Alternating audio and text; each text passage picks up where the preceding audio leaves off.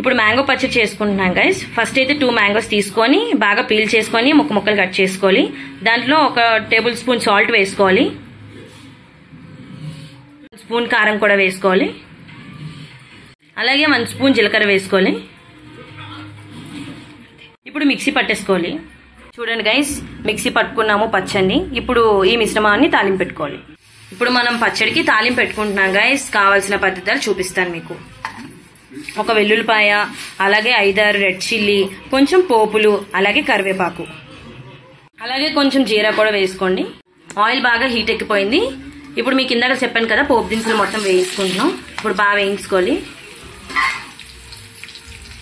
పోపు మనకి చిటపట్లు ఆడాలి గైస్. చిటపట్లు ఆడితేనే మనకి పచ్చడి అనేది చాలా టేస్టీగా ఉంటుంది. ఇప్పుడు చిటికెడు ఇంగువ వేసుకోవాలి. ఇంగువ అనేది ఉంటేనే పచ్చళ్ళకి టేస్ట్ వస్తుంది. లైట్ గా పసుపు కూడా వేసుకోవాలి. పసుపు వేసి వేయినట్టు వేసుకోవాలి. ఇందాక మనం పోపు పెట్టుకున్నాం కదా, పోపు అనేది బాగా చల్లగా అయిపోవాలి. చల్లగా అయిపోయింది. ఇప్పుడు ఇందాక మిక్సీ పట్టుకున్న పచ్చడి ఇప్పుడు ట్రాన్స్ఫర్ చేసుకోవాలి పోపుల్లోకి.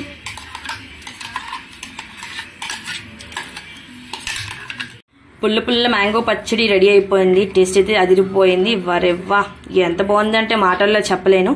నచ్చినట్టయితే లైక్, షేర్ అండ్ సబ్స్క్రైబ్.